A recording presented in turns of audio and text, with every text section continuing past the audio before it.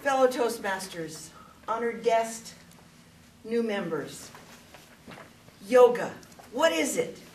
Why is it that I love it so much? And why is it that I think all of you should do yoga? How many of you have done yoga in the past? Oh my goodness. I don't even need to introduce it. You must know then that it's an ancient tradition. It dates back 2,000 years or so. It is a combination of body, mind, and spirit. Adam last week told us the magic of meditation. And I like to think of yoga as meditation in action. It is a way to facilitate going inside, being here now, being in your body. And for some reason, that activity calms you down, makes you just feel at peace with the world.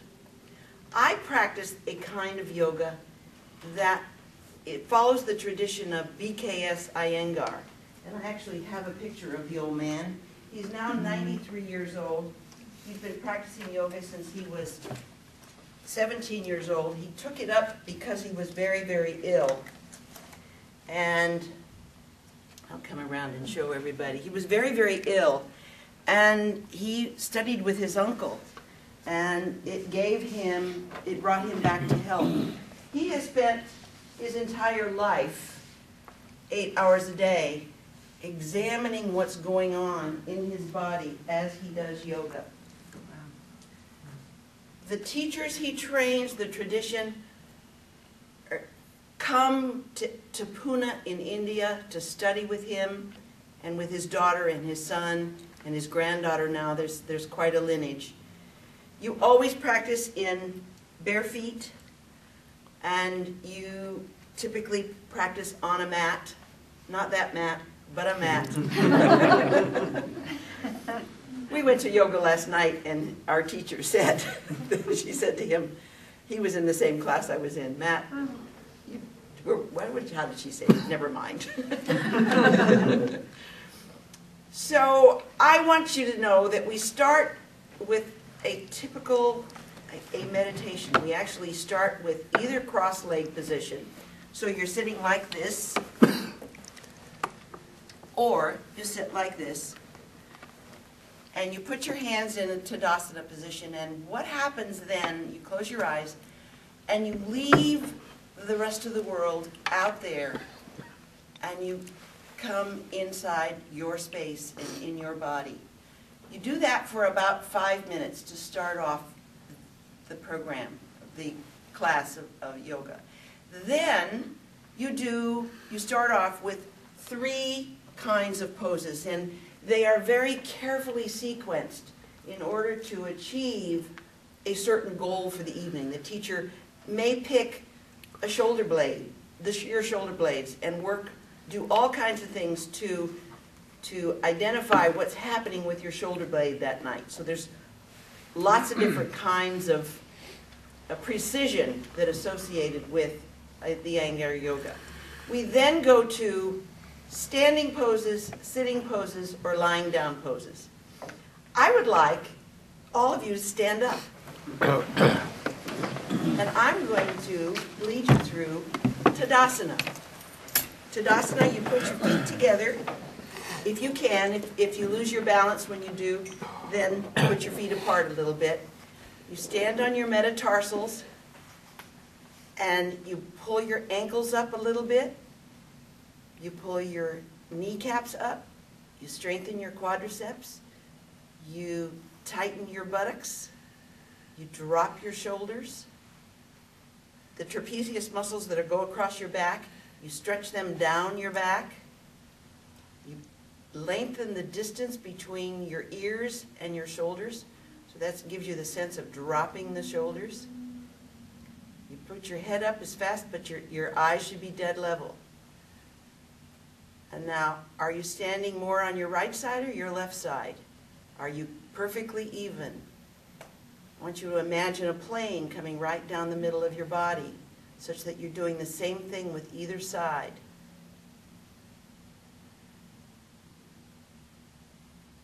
Now raise your arms up like this. Straight. I'd untuck my shirt if I did. That's right, you wear comfortable clothes when you do this, but this stretches your side body. Your side body gets stretched. Okay. While we were, you can sit down now. While we were doing that, did you get the sense of being completely and totally in your body the entire time? You were thinking about your toes, your metatarsals, your shins, your quads, your buttocks, your side body. You were really and truly in your body. That helped with your alignment, your spine. Your blood gets moving as you do those things. It's a real wonderful tonic for the body. Next, I'd like you to sit in a chair sideways. I'm going to demonstrate first, so you can all sit and watch me, and then I'd like you to do this. You sit kind of halfway onto the chair. Your shins are straight up and down. Your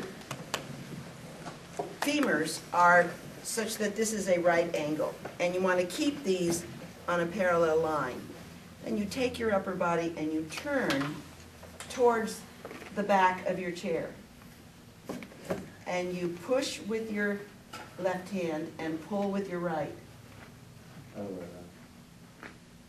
This depends on what direction you're going. Well, depending on which way you're turned. Well, this should be, I forgot to say, this is how teachers make mistakes. You sit so that the back of your chair is on your right. And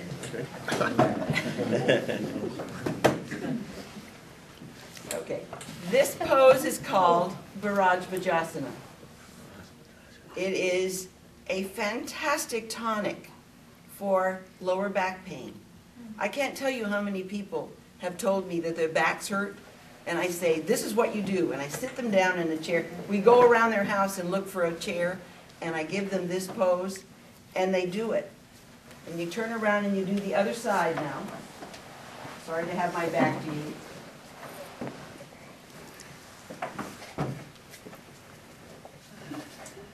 And I promise you, if you have a back problem, that will make you feel better.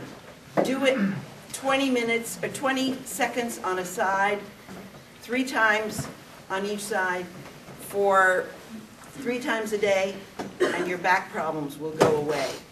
It is amazing. I'm going to give you a demonstration of a lying pose. So I said there was a standing pose, a sitting pose, and a lying pose. This pose is called Supta Tadasana, Supta Padangusthasana. So we lie down in Tadasana, but lying down. It's called Supta Tadasana. And you bend this leg, and you do this. This leg stays solid and hard, and you try to make sure that that a mouse can't get underneath this femur.